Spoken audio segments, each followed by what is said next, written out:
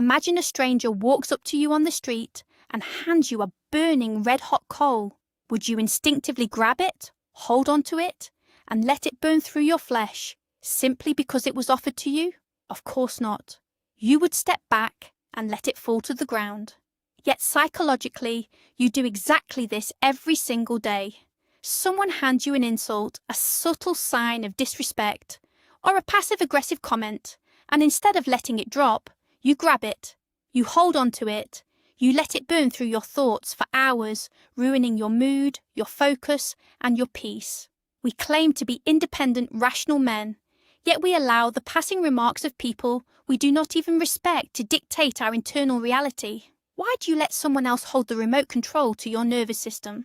Today, we are breaking down the exact mechanism of why you take things personally. And more importantly, I'm going to reveal a psychological framework known only to a fraction of men. It is the 3-second mental rule. This is not a cheap trick. It is an absolute neurological reset that will grant you complete emotional dominance. By the end of this, you will view disrespect in a completely different light. Tell me in the comments right now, whose words currently have the most power over your mood? Be honest. Now let us strip that power away permanently. The modern man is living in a constant state of psychological warfare. We are surrounded by an environment designed to trigger us, provoke us, and extract an emotional reaction. From aggressive emails and demanding text messages to subtle disrespect in boardroom meetings and passive-aggressive behavior in our relationships, the pressure to react is immense. Society tells you that if you do not immediately snap back, if you do not instantly defend your honor, you are weak. You are conditioned to believe that loud, instant retaliation is the hallmark of a strong character.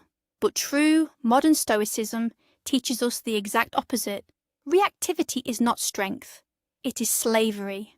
When you react instantly, you are acting on instinct, driven by a primitive part of your brain that cannot distinguish between a physical threat and a bruised ego.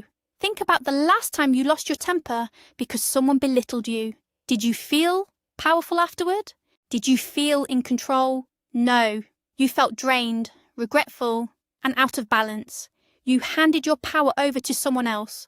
The problem is not that people are disrespectful. The problem is that your emotional boundaries are so porous that every slight penetrates straight to your core. It is time to establish an impenetrable mental fortress. The illusion of a personal attack. We walk through life wearing armor that is far too heavy, convinced that everyone is holding a sword aimed directly at our chest. But here is the brutal, liberating truth that separates the emotionally dominant man from the reactive boy. Most people are not thinking about you at all. When someone snaps at you in traffic, or a colleague sends a condescending email, your immediate instinct is to believe it is a reflection of your worth. You think they have assessed you, judged you, and decided to attack. This is an illusion born of pure arrogance. Your ego wants to believe you are the center of their universe, even if it means being the center of their hatred. But in reality, you are just a supporting character in their chaotic, stressful, and unmanaged life. They are reacting to their lack of sleep, their failing marriage, their deep-seated insecurities, or their financial panic. You just happen to be standing in the line of fire. Recognizing this is the first step toward absolute mental freedom. Once you deeply internalize that their anger is about them, not you, the insult loses all its venom. It bounces off you, not because you are defending yourself, but because you realize you were never actually the target. This realization instantly drains the emotional charge from the interaction. The vulnerable ego trap. If you want to know exactly where you are weak, pay attention to what offends you. Your ego is like a radar system, constantly scanning the environment for threats to your self-image. When you take something personally, it is because the other person has accidentally or intentionally poked a wound that you have not yet healed. If a stranger calls you a green alien, you do not get offended. You think they are crazy. Why? Because you are absolutely certain you are not a green alien. But if someone calls you lazy, incompetent, or weak, and you feel a surge of rage, it is because a tiny, hidden part of you fears they might be right. The ego uses anger as a smokescreen to hide insecurity. An emotionally dominant man understands this mechanism. He does not blame the person who poked the wound. He takes responsibility for healing the wound itself. When you stop protecting your ego, you disarm your enemies. You become impossible to insult because there is nothing left to defend. You reach a state of inner sovereignty where your value is self-determined. No external validation can elevate you, and no external criticism can diminish you. This is the profound difference between fragile arrogance and true, unshakable confidence. The biology of weakness. To master your mind, you must first understand the animal inside you. When you perceive disrespect, your brain does not process it logically. It processes it biologically. Your amygdala, the primitive alarm system in your brain, floods your body with cortisol and adrenaline. Your heart rate spikes, your breathing shallows, and your rational mind, the prefrontal cortex, completely shuts down. In this biological state, you are legally stupid. You are incapable of strategy, nuance, or emotional intelligence. You are simply an animal preparing to fight or flee. And this is exactly when you make the worst decisions of your life. You send that aggressive text. You shout that unforgivable insult. You escalate a minor disagreement into a permanent war. The people who provoke you are subconsciously trying to drag you into this primitive state because it makes you predictable. It makes you easy to manipulate. Emotional dominance begins with biological control. You must recognize the physical symptoms of an emotional hijacking the moment they begin. The tightening of the chest, the heat in the face. A strong man does not deny these sensations. He simply refuses to let them dictate his actions. He masters the biology before he commands the situation. The birth of the 3-second rule. Between the moment an event happens and the moment you respond, there is a gap. For the average man, this gap is practically non-existent. A stimulus occurs and a reaction immediately follows. Like a dog barking at a passing car, it is purely mechanical. But within that gap lies your entire freedom, your entire power, and your entire destiny. The 3-second rule is the practice of deliberately, forcefully stretching that gap. When you are provoked, insulted, or triggered, you commit to doing absolutely nothing for 3 full seconds. 1, 2, 3. It sounds simple, but in the heat of conflict, 3 seconds feels like an eternity. Your ego will scream at you to act, to defend, to destroy, but you must hold the line. This rule is not about suppression. It is about taking the steering wheel back from your primitive brain. In those 3 seconds, you allow the initial wave of adrenaline to peak and crash. You buy your rational mind just enough time to reboot and come back online. You transition from being a reactive victim of circumstance to an active architect of your reality. This tiny window of time is the fortress that protects your dignity. Second number 1, the physical arrest. The very first second of the rule is purely physical. It is the moment of impact. Someone has just said something wildly disrespectful to your face. Your instinct is to flinch, to scowl, to open your mouth, or to shift your weight aggressively. Second one requires a total physical freeze. You lock your body down. You do not break eye contact. You do not frown. You do not let out a dramatic sigh. You become completely still, like a statue carved from stone. This physical stillness serves 2 crucial purposes. First, it halts the biological feedback loop. By keeping your breathing deep and your muscles relaxed, you signal to your brain that there is no actual emergency, thereby lowering your heart rate. Second, it profoundly unbalances the aggressor. People who attack you expect a reaction. They feed on your flinch. When they strike and meet absolute, unbothered stillness, it creates an immediate psychological vacuum. Their words simply hang in the air, unsupported by your reaction. In this first second, you are establishing the foundation of dominance. You are proving physically that their chaos cannot penetrate your peace. Second number 2, the cold detachment. Now we enter the second. Your body is still. Your face is neutral. Now you must detach your mind. This is where you zoom out. Instead of being the victim of the insult, you become the scientist observing a fascinating phenomenon. You look at the person in front of you not as a threat, but as a subject of study. Ask yourself rapidly, why is their voice shaking? What deep insecurity is forcing them to act this way? Why are they desperately trying to provoke me? You reframe their attack as a confession of their own weakness. When someone calls you stupid, they are revealing their own need to feel intellectually superior. When someone mocks your ambition, they are confessing their own fear of failure. In this second, you strip the emotional weight from their words and view them purely as data. You are no longer in the arena fighting them. You are sitting in the stands, watching them fight themselves. This cold, analytical detachment is the core of modern Stoicism. It is the realization that another person's terrible behavior is a reflection of their internal misery, and you have absolutely no obligation to participate in it. Second, number 3, the calculated choice. You have held your physical ground. You have detached and analyzed the data. Now, in the third second, you regain your power of choice. The primitive brain is silenced, and the rational mind is fully engaged. You now ask yourself the ultimate question of the elite strategist. What is my actual goal here? Does engaging with this fool serve my higher purpose? Will escalating this conflict bring me money, peace, respect, or joy? 99 times out of 100, the answer is no. You realize that responding with anger is a terrible return on your emotional investment. In this final second, you select your response, not a reaction, but a response. You may choose to walk away. You may choose to calmly state a boundary. You may choose to agree with them simply to watch their confusion. Or, the most devastating choice of all, you may choose complete, unbroken silence. Whatever you choose, it is now an action born of total clarity and power. You are not acting out of fear, ego, or impulse. You are acting out of sovereignty. By the end of this third second, the dynamic of the room has completely shifted. You have won the unseen war. The devastating power of silence. Let us talk about the most potent weapon you have after those 3 seconds. Absolute silence. The average man hates silence. He fears it. He fills it with nervous laughter, defensive excuses, or angry shouting. But the elite man weaponizes silence.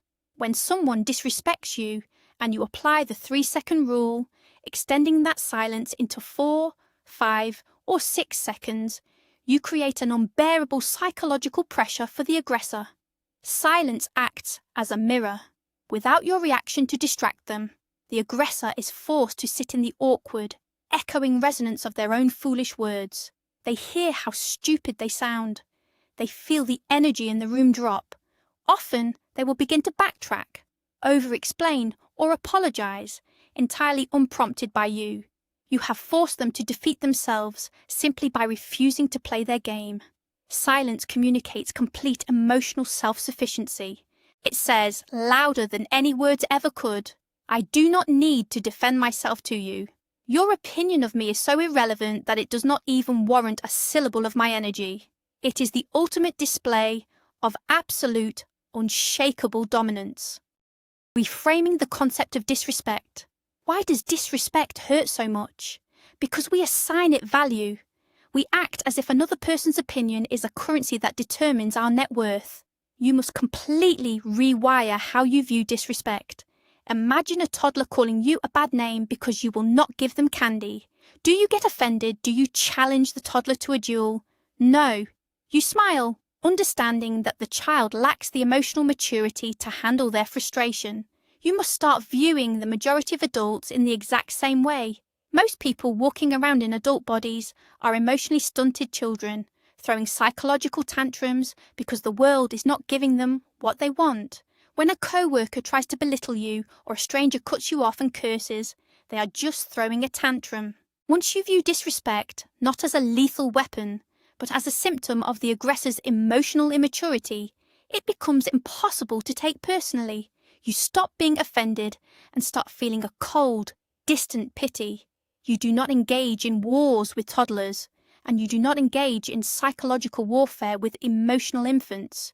You simply step over them and continue on your path. The weakness of the aggressor. We have a fundamental misunderstanding of aggression. We tend to view loud, aggressive, critical people as powerful. We see their shouting and their sharp tongues as signs of strength. This is completely backward. Aggression is the ultimate camouflage for profound weakness. A man who is truly powerful, who is at peace with his capabilities, never feels the need to tear others down.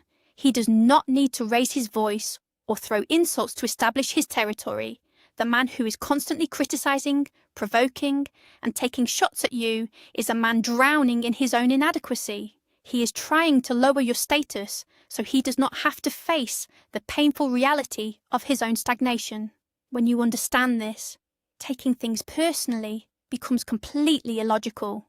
Why would you value the critique of a man who is secretly falling apart? Why would you let his desperate attempts to feel superior alter your internal state? The emotionally dominant man looks at the aggressor and sees straight through the armor, recognizing the frightened, insecure boy underneath.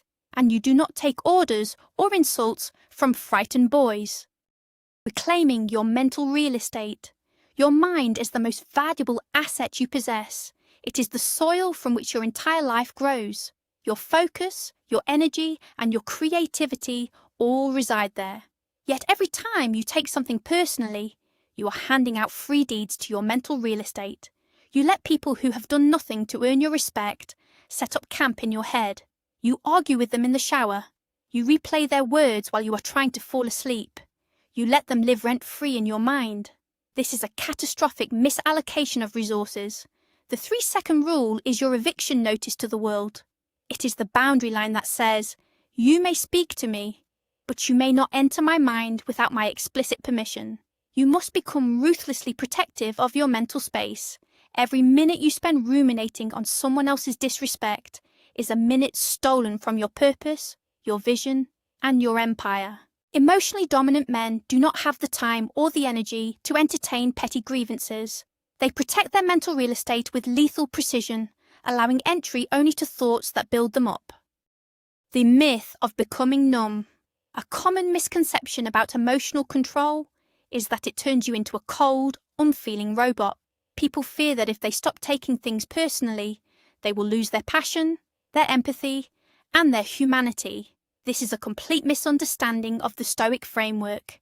Emotional dominance is not about numbing yourself to the world. It is about becoming highly selective about what you allow to move you. A weak man feels everything, uncontrollably, all the time.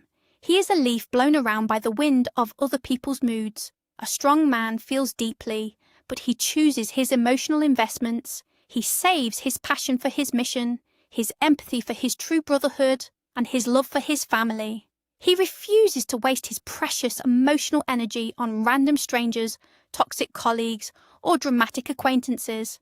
By applying the 3-second rule to the noise of the world, you actually preserve your emotional depth for the things that truly matter.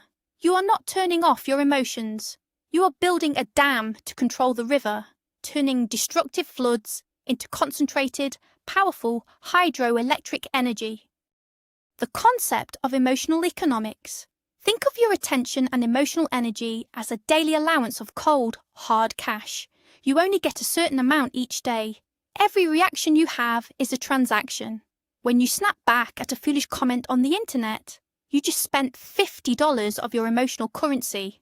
When you let a rude waiter ruin your lunch, you just burned $100. At the end of the day, you wonder why you have no motivation to hit the gym, work on your business, or connect with your partner. It is because you went completely bankrupt spending your energy on worthless investments. The emotionally dominant man is an elite emotional investor. He calculates the return on investment for every interaction. In the 3-second gap, he asks the market question, is this worth my capital? The answer is almost always a resounding no. You must stop funding other people's drama with your life force. When you stop taking things personally, you stop spending your currency on trash. You retain all your energy, compounding it daily, and reinvesting it solely into your own growth and legacy. That is how you become unstoppable. Testing the rule in the workplace. Let us apply this to the real world. You are in a high-stakes meeting. You present an idea you have worked on for weeks. A rival colleague smirks and says, "That is the most naive approach I have ever heard, but I guess we can humour you." The entire room goes quiet. Your face flushes.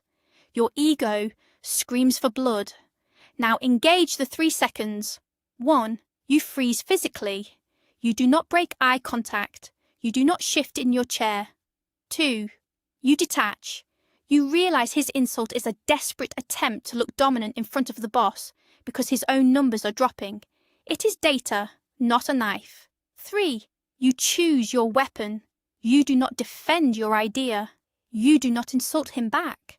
You let 2 more seconds of heavy, suffocating silence pass. Then, with an absolutely calm, level voice, you say, I am open to data-driven critiques. Which specific metric in my model do you find flawed? Boom.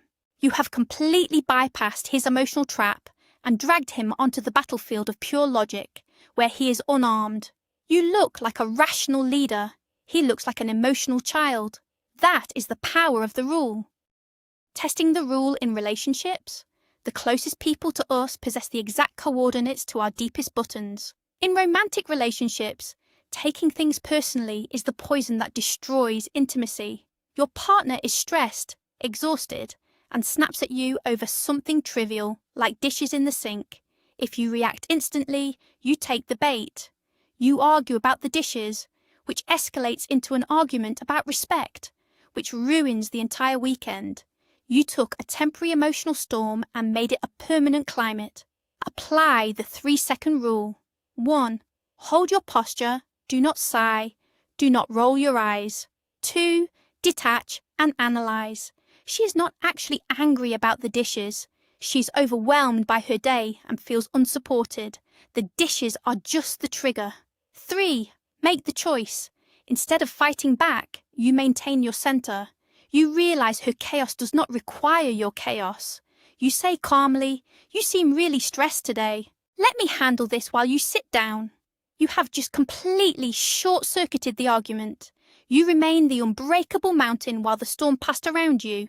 That is true masculine presence. The physical posture of dominance. Your mind and body are part of the same cybernetic loop. You cannot achieve emotional dominance if your body is signaling weakness. When most men feel insulted, their body language instantly betrays them.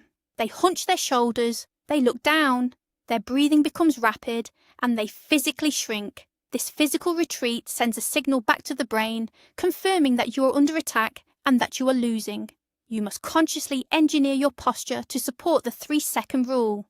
When provoked, consciously broaden your shoulders. Keep your spine perfectly straight. Keep your chin parallel to the floor.